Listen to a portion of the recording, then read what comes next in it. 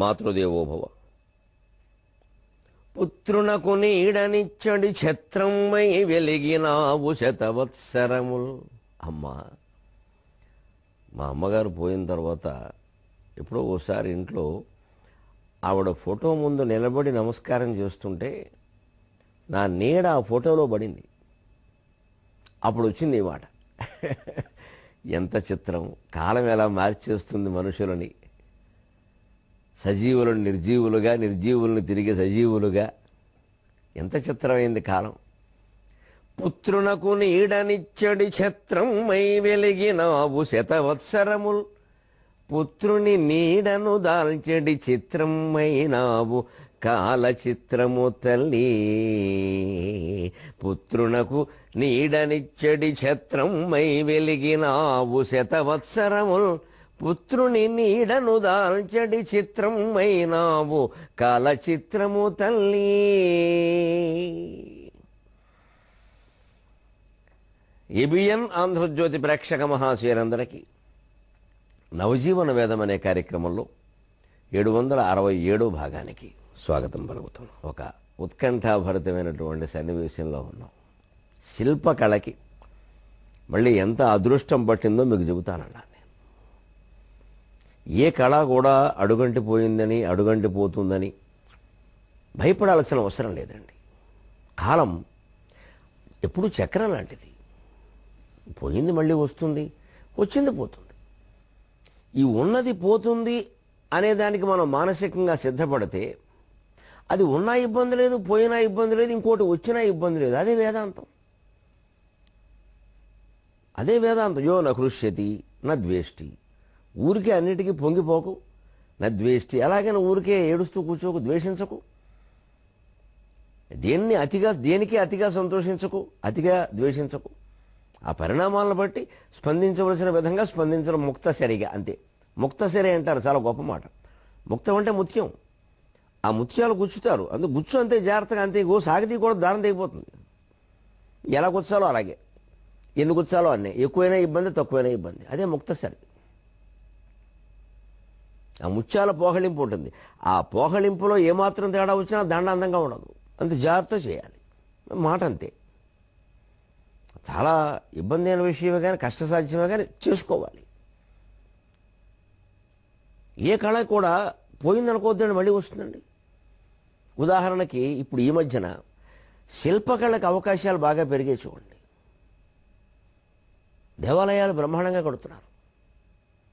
సరే, మామూలుగా ఏదో ప్రహారీ గోడ కట్టేసి ధ్వజస్తంభం లేపేసి ప్రతిష్ఠ చేసేసి దేవాలయాలు కొన్ని అయితే, ఇప్పుడు యాదాద్రి పునర్నిర్మాణంలో కొన్ని 100 కోట్లు ఖర్చు పెడుతున్నారు. మొత్తం అన్ని రాష్ట్రాల్లో ఉండే శిల్పుల్ని పిలిపించారు.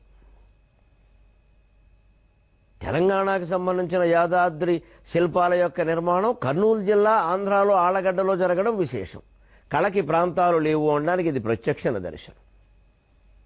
తెలంగాణ తల్లి విగ్రహాలు కూడా ఆంధ్రాలో తయారయ్యాయి. తెలంగాణ శిల్పకళకి ఇవాళ యాదాద్రి ప్రత్యేకమైన అవకాశం కల్పిస్తే శిల్పాలన్నీ ఆంధ్రాలో తయారవుతున్నాయి. ఇది ఎప్పుడూ మనం గుర్తుపెట్టుకోవాలి. మన దేశంలో శిల్పకళ ఏ ప్రాంతంలో ఉన్నా మనం ప్రోత్సహించాలి. మళ్ళీ అవకాశాలు విదేశీయులకి ఇవ్వకూడదు. ఎందుకంటే మన సంపద ఇది. తెలంగాణకి వెళ్ళినా, ఆంధ్రాకి వెళ్ళినా, మరో మహారాష్ట్రకి వెళ్ళినా పర్వాలేదు. ఇక్కడ కరెన్సీ వేరు, అక్కడ కరెన్సీ వేరు, తెలుసును కదా. విదేశీ మారక ద్రవ్యం మనకి చాలా అవసరం. అందుకని మనం నిర్మాణం చేసుకోవాలి. అలా ఇప్పుడు నిజంగా యాదాద్రి పునర్నిర్మాణం కారణంగా శిల్పకళకి ఎంత ప్రాధాన్యం పెరిగిందండి. మారుమూలలో ఉండే శిల్పులందరినీ పిలుస్తున్నారు. కొన్ని నెలలు కాదండి, ఏళ్ల తరబడి ఉంటుంది ఆ పని. నిర్మాణం అయ్యాక కూడా ఉంటుంది. ఇంకా చాలా ఉంటాయి. అప్పుడు ఇంకా ఏమో ఏ దేవాలయాలకు ఏ యోగం పట్టనుందో. అలా ఎప్పుడూ ఆశావాదంతోనే మనిషి నిలబడాలి. అందుకే ఇక్కడ తారలు దూరమందున సుతారముగా వెలుగొందు అంటున్నాడు కవి. కానీ వాని తేజోరమ భూమి చేరుకొన చూడగా ఏండ్లును పూండ్లు పట్టు ఈ తీరుగా సత్కవీశ్వరుల తేజము లోకము గుర్తెరుంగ తాత్సారము తప్పదు ఇట్టి జడతత్వము చేదుగమరింగగావలెను. నాకు నేను అనుభవించానండి ఈ అవస్థ. 96లో మే 15వ తేదీని మొదలుపెట్టి జూన్ 5 వరకు 22 రోజుల పాటు సహస్రావధానం చేసి 250 సమస్యలు, 250 దత్తపదులు, 250 వర్ణనలు, 250 ఆశువులు, పైన 116 విశిష్ట ఆశువులు, ఇలా మొత్తం 1116 పద్యాలతో అవధానం చేస్తే అది చెయ్యకముందు ఆర్థికంగా నేను ఎలా ఉన్నానో అలాగే ఉన్నాను. రూపాయి ఆదాయం లేదు నిజం చెప్పాలంటే. ఏమి ఘనంగా జరిగిన సన్మానం లేవు. అలాగని కార్యకర్తలను అనకూడదు, మహాపాపం. ఎందుకంటే వాళ్ళు భుజాల మీద మోశారు నిజంగాను. ఐడియల్ కాలేజీ కాకినాడలో చిరంజీవిని కుమార్ గారి ఆధ్వర్యంలో నిర్వహించారు. నిర్వహణ చాలా కష్టమైపోయింది. వాళ్ళని ఎలా అంటాం? రూపాయలు వసూలు అవ్వడం కష్టం. నేను స్వయంగా అవధానం చేస్తూ మధ్యలో కొన్ని చందాల కోసం వెళ్ళవలసి వచ్చింది. కార్యక్రమం ఆపేయలేము, ఇబ్బంది అవుతుంది. 1000 మందిని పోషించాలి, 20 రోజుల పాటు భోజనాలు పెట్టాలి, పృచ్ఛకులకి సంభావనలు ఇవ్వాలి, ఏవో జ్ఞాపికలు ఇవ్వాలి, ఓ శాలువా కప్పాలి, ఏం గౌరవం లేదా? అక్కడికి ఉన్నంతలో పాపం ఐడియల్ కాలేజీ వాళ్ళు అధ్యాపకులు భోజనాలు పెట్టవలసి వస్తే 1000 మందికి పూటకొక్కరు పెట్టారండి వాళ్ళ సొంత డబ్బుల మీద. ఎంతో త్యాగం చేశారు ఐడియల్ కాలేజీ వాళ్ళందరూ నా కోసం కాకినాడలో. కానీ అంత జరిగితే ఆశ్చర్యకరంగా ఏదో ఒక టీవీ వాళ్ళు వచ్చారు, మేము మొత్తం తీస్తామండి, దీన్ని మొత్తం ఏదో 140 దేశాల్లో ప్రసారం చేస్తా ఉన్నారు. పోన్లే, డబ్బు మాట ఎలా ఉన్నా ప్రచారమైనా వస్తుంది కదా, తర్వాత ఏదో కాస్త ఖాతాలు పెరుగుతాయి కదా అనుకున్నాం. మనం 20 ఏళ్ల క్రితం కదా, అప్పుడు ఆశలు అప్పుడు ఉంటాయి. ఇప్పుడున్నంత జ్ఞానం, పరిపక్వత, వేదాంతం అప్పుడు ఉంటాయా? ఉండకూడదు కూడాను. ఆ వయసులో సంపాదించాలి, ఆ వయసులో సంపాదించాలి. ఆ 30-40 ఏళ్ల వయసులో మనిషికి లక్ష్యం ఏంటంటే జీవితానికి సరిపడి సంపాదించాలి, కష్టపడాలంతే. 5 ఏళ్ల వయసులో మనిషికి లక్ష్యం ఏమిటి? పక్కదడపకుండా పడుకుంటే చాలు, అదే గొప్ప విజయం. 10 ఏళ్ల వయసులో మనిషికి గొప్ప విజయం ఏమిటి? ఘన విజయం సాధించాల్సింది తోడు లేకుండా పడుకోగలిగితే చాలు, అదే ఘన విజయం. 20 ఏళ్ల వయసులో మనిషికి ఘన విజయం ఏమిటి? జీవితాంతం నిలబడగలిగేటువంటి మరి 4 స్నేహితులను సంపాదించుకోగలిగితే చాలు. మంచి స్నేహితులను సంపాదించుకోవాలి. 20 ఏళ్ల వయసులో కలుపుగోలుగా ఉండాలి, స్నేహాలు పెంచుకోవాలి. 30 ఏళ్ల వయస్సులో సమస్త శృంగార భోగాలు, వాత్స్యాయన కామసూత్రాల ప్రకారం, కుక్కోకం ప్రకారం వరుసగా అనుభవించాలి. అదే వయస్సులో.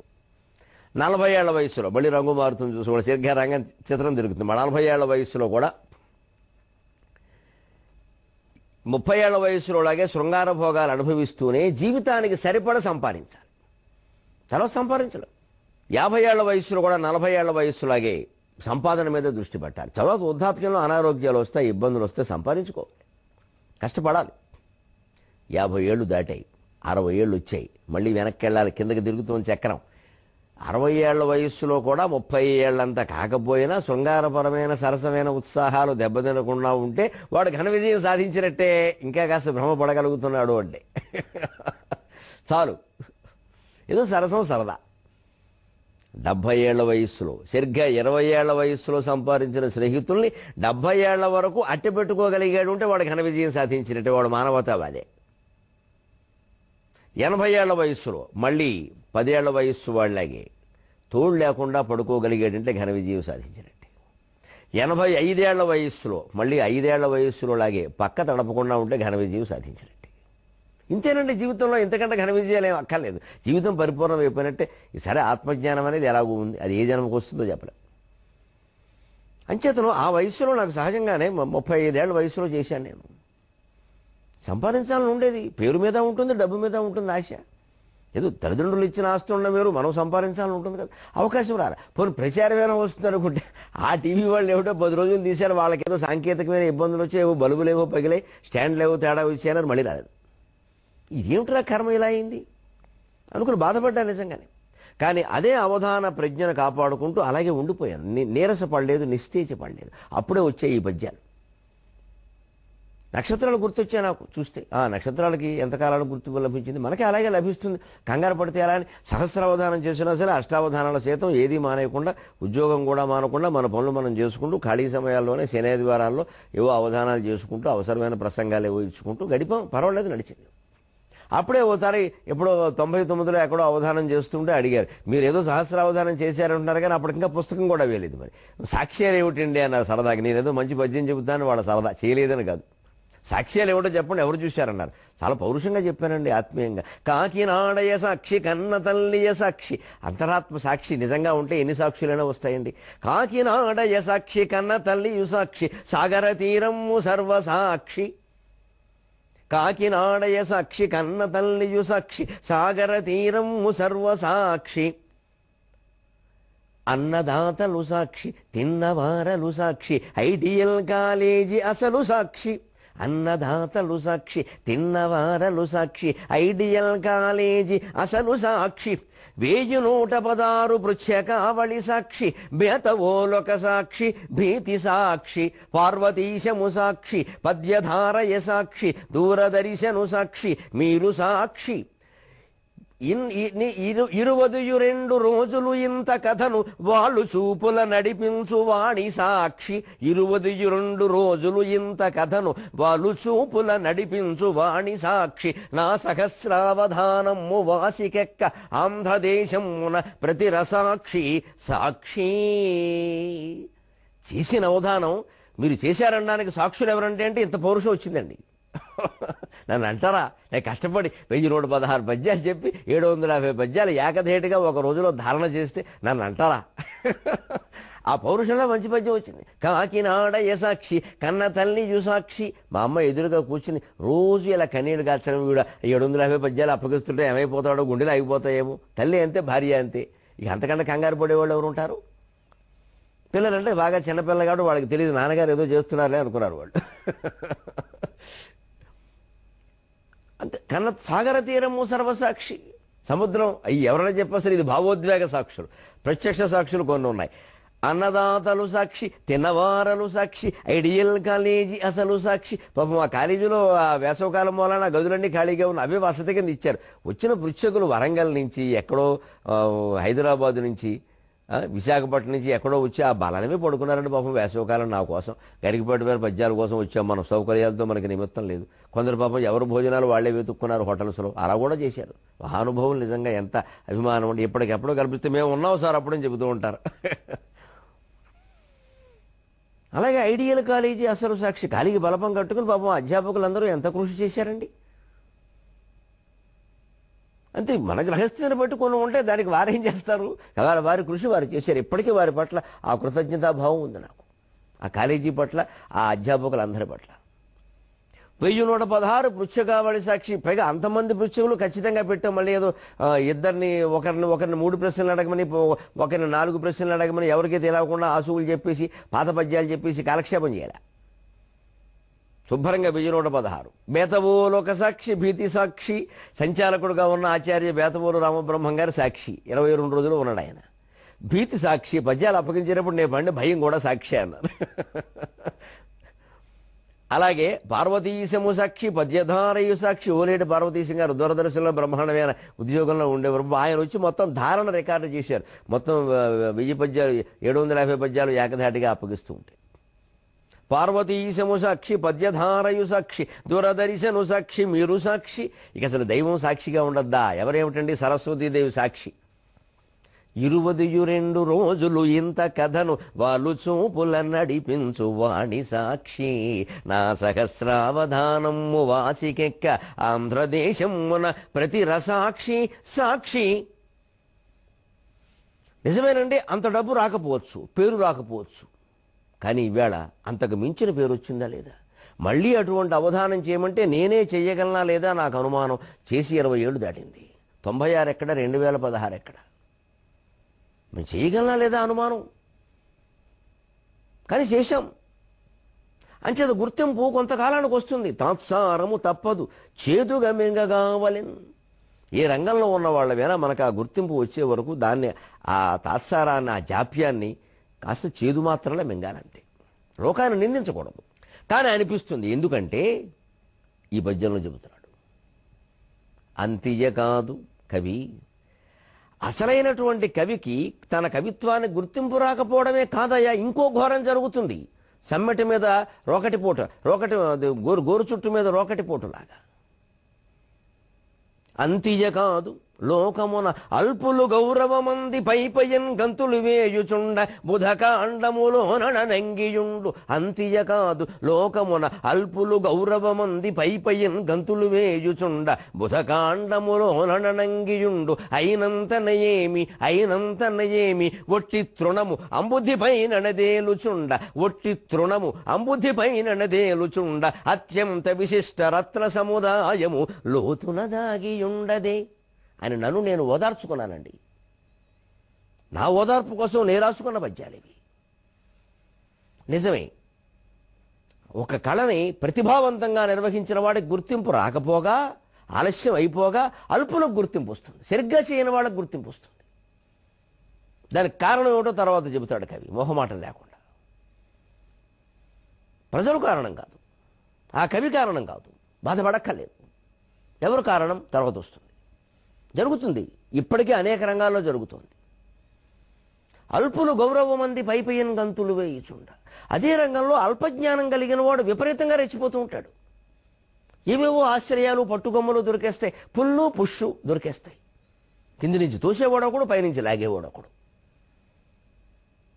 వీడు బంగారం కాకపోయినా గోడ చేరుపులు దొరికేస్తాయి. ఆశ్చర్యవతి బుధకాండములోననంగి ఉండదే. అదే రంగంలో అదే కవిత్వం, అదే చిత్రలేఖనం, అదే శిల్పం, అదే నాట్యం, అదే సంగీతం, శాస్త్రీయత లోతులు పట్టుకొని సరిగ్గా కృషి చేసిన వాడికి గుర్తింపు ఉండదు, నిజాయితీగా చేసిన వాడికి గుర్తింపు ఉండదు. గాజురాళ్ళు మెరుస్తూ ఉంటాయి, రత్నాలు లోపల ఉండిపోతాయి. ఆశ్చర్యంగా ఉంటుంది, బాధాకరంగా ఉండదు, గుణపంతో గుండెలు తవ్వేసినట్టు ఉంటుంది. ఇది నిజంగా కళాకారుడైన వాడికి. అరే నేను ఎంత కష్టపడ్డాను, నేను ఎంత ఏమిటి లోకాన్ని ఏమిటిది, నాకు గుర్తింపు లేదు, వాడేవాడు. పైగా నేను కనపడితే వాడు కనపడ్డా, ఆయన ఏమవుతాడు మీకని అడగడం ఒళ్ళు మడిపోతూ ఉంటుంది. మీరా అండి, మీరు బొమ్మలేస్తారండి, ఫలానా వారు మీకు తెలుసా అండి? వాడికి స్కేల్ ఎడితే గీత గీయడం చేత కాదు, వాడేమో పెద్ద చిత్రకారుడా, ఇక్కడేమో అఖండమైన చిత్రకారుడు అడుగున పడి ఉండడమా? పైగా వాడు మీకు తెలిసా అని అడగడమా? ఈ చిత్రకారుడు మండిపోదేనికి? నా కళ ఏమిటి, అతని కళ ఏమిటి, అతను తెలుసా అని నన్ను అడుగుతారేమిటి? అంటే లోకంలో వారికి వచ్చిన ప్రచారం వీరికి రావడానికి అనేక కారణాలు ఉంటాయి. ప్రచారానికి ప్రతిభతోనే సంబంధమే లేదు, ప్రతిభ లేని వాళ్ళకు కూడా ప్రచారం వస్తుంది. అసలు లోకం ఎటువంటిది అంటే ప్రచారం వస్తే చాలు వాడు గొప్పవాడే అనుకుంటారు. 10 సార్లు టీవీలో కనపడమే ముఖ్యమంత్రి, కనపడకపోతే వాడు ఏదో అయిపోయాడు అనుకుంటారు, కనపడినంత మాత్రాన గొప్పవాడే అనుకుంటారు. ఈ కనపడడానికి అందుకే కొంతమంది డబ్బులు ఇచ్చి ప్రచారం చేయించుకుంటారు, వాళ్ళ ఎదురు పెట్టుబడులు పెట్టి. అదో కర్మ. మాళయ పక్షాల్లో మహాతద్దినం అని అదో తద్దినం. ఎదుటివాడు మనకు డబ్బులు ఇవ్వాల్సింది పోయి మనమే వాడికి ఇచ్చి ప్రచారం చేసుకోవడం, అదే తేడా. ఎప్పుడు ఇంత ప్రలోభానికి లోను కాకూడదు, భయానికి లోను కాకూడదు. కవి భరించాలి. ఎందుకని? ఒట్టి తృణము అంబుధి పైన దయలుచుండ అత్యంత విశిష్ట రత్న సముదాయములోతున దగియుండది. సముద్రాన్నే చూడండి, సముద్రమే చెబుతోంది ఈ మాట. నన్నే చూడవయ్యా కవి. గట్టు మీద గడ్డి పరకలు తేలుతూ ఉంటాయి, గట్టు కొట్టుకుని వచ్చిన అత్తగోళలో గడ్డి పరకలు తేలుతూ ఉంటాయి, మరి బరువు తక్కువ.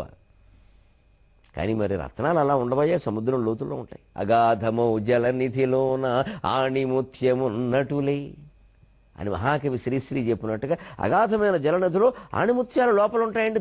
అది అవసరమైన వాడు ప్రాణాలకు తెగించి లోపలికి ఎడతాడు. ఈత కొట్టే రత్నాలు తెచ్చుకుంటాడు, ఈ గడ్డి పరకలు పట్టుకెళ్ళడు వాడు. అంతియ కాదు లోకమున నల్పులు గౌరవమంది పైపయ్యన్ గంతులు వేయుచుండ బుధకాండములోనంగియుండు అయినంతనే ఏమి. అంత మాత్రం చేత నువ్వు బాధపడక్కర్లేదయ్యా కవి, ఏ కళాకారుడైనా సరేనయ్యా. ఎందుకంటే ఒట్టి తృణము అంబుధి పైనదేలుచుండ అత్యంత విశిష్ట రత్న సముదాయము లోపల దాగియుండది. వెంటనే కవి అడిగాడు, తను కూడా కవే కాబట్టి, ఎందుకు ఇలా జరుగుతుంది సముద్రమా నాకు చెప్పు, నా గుండెలు కూడా బాధపడుతున్నాయి, నాకు చెప్పు అంటే చెప్పింది. ఇంతకు మూలము ఈ ధరణి నేలెడు రాజులే సొమ్ము. మొదటి నుంచి కళల్ని పోషించింది ఈ పాలకులే, కళలు నాశనం కావడానికి కారకులు కూడా ఈ పాలకులే. వీళ్ళ దృష్టి లోపం. ఏది కళ ఏది కళ కాదు, అవకాశంగా కూర్చుని ఆస్వాదించగలిగే శక్తి నాయకులకు ఉంటే కదా. ఉగాది నాడు ముఖ్యమంత్రి సహా 10 మంది వస్తారు మంత్రులు. మా కర్మండి, పంచాంగం వింటారు, పద్యాలు వినరండి. పంచాంగం వింటాడు, ఎందుకంటే వాడు పదవి పోతుందేమో అని వాడికి భయం. అందుకే ఈ పంచాంగం పండితులు కూడా చాలా గొప్పవాళ్ళు. ఎవడు పెట్టిస్తే వాడి పదవి శాశ్వతం అని చెప్పేస్తారు. వీడు అంతకంటే మాయగాడు, వాడో మాయగాడు, వీడో మాయగాడు. కవి అలా చెప్పడు, కవి వాస్తవం చెబుతాడు. అతని పరిపాలనలో ఉండే లోపాలు చెబుతాడు, అవి ఇష్టం ఉండవు. పైగా వీడోడండి ఉగాది పూట ఎలా మాట్లాడతావు? ఉగాది అయితే వాడి గాది ఖాళీ అయింది, నీకు ఉగాది అయితే నాకు ఉగాదులు లేవు, నాకు ఉషస్సులు లేవు అన్నాడు మహాకవి కృష్ణశాస్త్రి. అవి వినలేరండి మన వాళ్ళు. అందుకే మీరు ఎక్కడ ఉగాది నాడు జరిగిన చూడండి, కవి సమ్మేళన నాడు ఒక ముఖ్యమంత్రి కాదు, మంత్రి, ఎమ్మెల్యే కూడా ఉంటాడు. వారు కూడా అంటాడు, 600కి సన్మానాలు చేశాడు. 6 మాట్లాడడం చేతకాని వాడు వీడు మంత్రి. ఇక్కడ 6 ఆడు ఈడు వీళ్ళ చేత సన్మానాలు చేయించుకుంటే కూడా అవమానం అనిపిస్తుంది. అసలు కానీ కవి పండితులు వీళ్ళ కోసం పాటుపడిపోతారు. వీడితో ఫోటో ఉంటే ఇంట్లో పెట్టుకోవడం, వాడు పెట్టుకోవాలి, ఇంట్లో మనం పెట్టుకోం. వాడు పెట్టుకోమని పట్టుకెళ్ళి ఒక కవి పక్కన నుంచోవడం మంత్రికి గౌరవం, మాకు కాదు గౌరవం. మాకు సరస్వతీదేవి చిత్రం పక్కన ఉంటే మాకు గౌరవం. ఆవిడ ఎప్పుడూ ఉంటుంది, మా గుండెల్లో ఉంది. ఈ పోషణ మాకు అక్కర్లేదు. ఎందుకంటే వీళ్ళు గుర్తించడం తెలిస్తే కదా అసలు ఏది కాడో, కవిత్వం అంటే ఏమిటో, అవధానం ఏమిటో, ప్రవచనం ఏమిటో, ప్రసంగం ఏమిటో, పురాణం ఏమిటో, పురాణ కాలక్షేపం ఏమిటో, ప్రవచనం ఏమిటో, జ్ఞానం ఏమిటో, అజ్ఞానం ఏమిటో, కర్మకాండ ఏమిటో, జ్ఞానకాండ ఏమిటో తెలిస్తే కదా. ఎవరు చదివితే కదా శంకరాచార్య సాహిత్యాన్ని. ఏమి చదవలేదు, ఏదో వినడం అంతే, అక్కడక్కడ వినడం. ఎవడి గురించి బాగా జనం అనుకుంటూ ఉంటే వాడి పేరు చెప్పడం. ఎవడు జనం అనుకుంటారో టీవీల్లో కనిపించిన వాడిని అనుకుంటారు, కనిపించిన వాడిని అనుకోరు. కనిపించడమే ప్రధానమైతే డబ్బులు ఇస్తే రోజు కనపడతారండి. టీవీ సింబల్స్ ఉంటాయి, ఏదో అందులో తలోచన్నం పెట్టుకుంటారు, అది అస్తమానం కనపడుతుంది. కనిపించడాన్ని బట్టే మనం గౌరవించేది. కళ లోతులు గ్రహించలేమా? కాస్త సావకాశంగా ఆ కళను ఆస్వాదించలేమా? అప్పుడు ఆ మాత్రం తెలియదా ఏది మంచిదో, ఏది చెడ్డదో, ఏది ఉపయోగమో, ఏది అపయోగమో? ఆ ఓపిక ఎవరిది? ప్రజలకు లేదు, ప్రజాపాలకులకు లేదు. కళలలా వెలసిల్లుతాయండి లోకంలో. ఇంతకు మూలము ఈ ధరణి నేలెడు రాజుల సొమ్ము, వారు గోరంతను గోపురమ్మనెతరు, అంబుధినైనను చెంబుగా నిరూపింతు. ఇంతకు మూలము ఈ ధరణి నేలెడు రాజుల సొమ్ము, వారు గోరంతను గోపురమ్మనెదరు, అంబుధినైనను చెంబుగా నిరూపింతురు. దాని నౌనన వివేకియు కాదన మూర్ఖుడందురు, దాని నౌనన వివేకియు కాదన మూర్ఖుడందురు. ఈ రంతులే తత్వవేత్తల ఉరమ్మున సమ్మెట పెట్టులయ్యగా, ఈ రంతులే తత్వవేత్తల ఉరమ్మున సమ్మెట పెట్టులయ్యగా. సాగర ఘోష కవిత్వ మహాసాగరం నుంచి తాత్విక సాగరంలోకి వెళ్ళబోతోంది. ఆ కాలం నాటి మహాతత్వవేత్తలని, భక్తులని పరిచయం చేయబోతోంది. అందుకని ఈ చివరి అన్వయం, ఈ చివరి కేరటం అటు దూకింది. పద్యంలో 4వ పాదం, తత్వవేత్తల ఉరమ్మున సమ్మెట పెట్టులయ్యగా. ఇంతకు మూలమీ ధరణి నేలుడు రాజుల సొమ్ము. మొత్తం ఇంతకీ పాలకులు కారణం. రాజులు అంటే క్యాస్ట్ అనుకోకుండా దయచేసి, పాలకులు. అప్పటి పాలకులు, ఇప్పటి పాలకులు, ఏది అని అందులోనూ మంచివాళ్ళు ఉన్నారు, ఇందులోనూ మంచివాళ్ళు ఉన్నారు. విచిత్రం, ఆ రంగంలో కూడా మంచి వాళ్ళకి గౌరవం ఉండదు. రాజకీయంలో కూడా మంచివాడిని ఉండదు. చూస్తే మిగిలిన వాడు ఉరకవా, ఏ ఆస్తి, ఈ మాత్రం ఆస్తి పెట్టుకుని రాజకీయాల్లోకి ఎలా వచ్చావు అంటారు. త్యాగం చేస్తాడు, త్యాగం ఏంటి, త్యాగం కోసం వస్తాడేటి అని మాట్లాడతారు చాలా తేలిగ్గా. అందుకని ఇంత త్యాగం చేసేవాడిని గౌరవించరు. ఆ మాత్రం సంపాదించుకోకపోతే రాజకీయాలు ఎందుకు అన్నమాట వస్తుంది. వెంటనే వీడికి అనుమానం వస్తుంది, ఓ సంపాదించుకోవడమే రాజకీయం అనమాట అని వాడు మొదలెట్టేస్తాడు. గొప్ప ఆశయాలతో వచ్చినవాడు. ఇప్పుడు పాఠం చెప్పే మాస్టర్ పాఠం చెబుతాడు, చెప్పనివాడిని ప్రోత్సహించి చెప్పించాలి. కానీ చెప్పనివాడే పాఠం చెప్పేవాడిని ఆక్షేపిస్తూ ఉంటే వీడు కూడా చెడిపోతాడు. నువ్వు ఒకడో చెబితే అయిపోయింది ఇక్కడ, మేము ఎవరు లేవు ఇక్కడ, నీకంటే గొప్పగా చెప్పావు ఒకప్పుడు. ఇవన్నీ ఉంటాయండి స్టాఫ్ రూమ్లో. చెప్పేవాళ్ళు కూడా మానేస్తారు. ఈ సమాజాన్ని మొత్తం క్షాళన చేయాలంటే అంతే, 1500 నోట్ల రద్దులాగే పెద్ద దెబ్బ తగలాల్సిందే. పడితే పడతాం పాటలు, ఆ దెబ్బలకే లొంగుతారు వీళ్ళు, లేకపోతే లొంగరు. అలాగే ప్రతి రంగంలోనూ పెద్ద దెబ్బ తగులుతుంది ఒకటి. ఎందుకని రాజకీయాల్లో మునిగిపోయిన తర్వాత ఈ పాలకులకు ఎలా ఉంటుంది అంటే, కవిత్వం ఏమిటో, అందులో ఛందస్సు ఏమిటో, అలంకారాలు ఏమిటో గ్రహించగలిగే సమయం ఉండదు. పైగా వీళ్ళ మనస్సు నిండా వేరే ఆలోచనలు ఉంటాయి. అసలు నిజంగా ఒక సాహిత్య సభలో, కవి సమ్మేళనంలో, ఒక అవధానంలో, ఒక ప్రవచనంలో రాజకీయ నాయకులు కూర్చుంటే వాళ్ళ సమస్యలకు పరిష్కారాలు లభిస్తాయి. వాళ్ళ మనస్సు ప్రశాంతంగా ఉంటుంది. అసలు వాళ్ళకి దారి దొరికేస్తుంది. కూర్చోలేరు, పక్క వాళ్ళు కూర్చోనివ్వరు. ఏదో సమయం వృధా అయినట్టు. కవిత్వం అంటే కాలక్షేపం ఈ దేశంలో. అందుకే కవిత్వాన్ని మన దగ్గర ఎవరు కొనుక్కొని చదవరు. పుణ్యం కోసం దేవుడు పుస్తకాలు చదువుతారు, రామాయణ భారతాలు. కవిత్వాన్ని కొనుక్కొని చదవరు. కాళిదాసు కవిత్వాన్ని ఎంతమంది కొనుక్కొని చదువుతారండి? భాగవతం కొంటారు, ఎందుకంటే పుణ్యం, చదవడానికి కాదు, పసుపు పొట్టెట్టడానికి. వాల్మీకి రామాయణం కొంటారు, పుణ్యం, అందులో సుందరకాండ ఎక్కువ కొంటారు, పుణ్యం. మిగిలిన కాండలు కొనరు. పుల్లెల శ్రీరామచంద్రుడు గారు మొత్తం 7 కాండల్ని ప్రతిపదార్థం తాత్పర్యాలతో సహా వేస్తే, అన్ని కాండలు కొన్ని సంస్థల వాళ్ళు ముద్రిస్తే సుందరకాండ వెళ్ళిపోతుంది, మిగిలినవి ఆగిపోతున్నాయి. అంటే మనకి ప్రయోజనాల మీద ఉండేటువంటి ప్రేమ ప్రజ్ఞ మీద లేదండి, మనలోనే లోపం అది. వాల్మీకి అన్నిటా సమానమైన ప్రతిభ చూపించాడుగా. కనీసం వాల్మీకి మీద గౌరవం కోసమైనా 7 కాండలు కొనొచ్చుగా. ముందు సుందరకాండ కొని చదివేద్దామండి, తర్వాత చూద్దామండి. ఇదే అవధి జీవితానికి, అది ఎక్కడ అవుతుంది? సుందరకాండ కొంటే ఏదో అయిపోతుంది.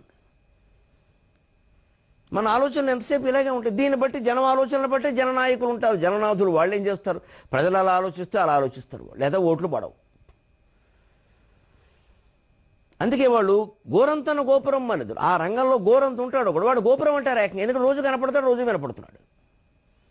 అంతేగా నిజంగా ఏం చెబుతున్నాడు, ఏముంది అందులో, జ్ఞానమా అజ్ఞానమా, అసలు కవిత్వమా కాదా, ఇది ఏం ఆలోచన ఉండదండి. ఆయన గురించి అందరూ చెప్పుకుంటున్నారు కదండి అంటాడు అంతే. ఫేమస్ ఫేమస్, సరుకు ఎవడికి అక్కల్లా. అంబుధునైనను చెంబుగా నిరూపించడం లేదండి, అదే రంగంలో సముద్రం లాంటి వాడు ఉన్నాడంటే ఆయన ఎక్కడ కనపట్లేదు కదండి ఈ మధ్యన అంటాడు అంతే. కనపడకపోతే పోయినట్టేవాడు. ఇంకా ఆయన కనపడడం ఇష్టం లేదేమో, నువ్వు వెళ్ళి బతిమాలకు ఇంటికి వెళ్ళి వస్తాడు, ఆయనకేం పని రావడం.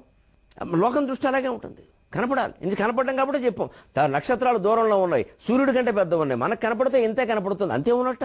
మన చూపు అలాగే ఉంటుంది. నక్షత్రాలు ఇంతంతే ఉన్నాయండి, చుక్కల్లో చంద్రుడు అంటారు కదా, చంద్రుడి కంటే పెద్ద చుక్కలు చాలా ఉన్నాయి మన అజ్ఞానంగానే. చుక్కల్లో చంద్రుడు ఏంటండి, ఒక్కొక్క చుక్క చంద్రుడికి 100 రెట్లు ఉంది.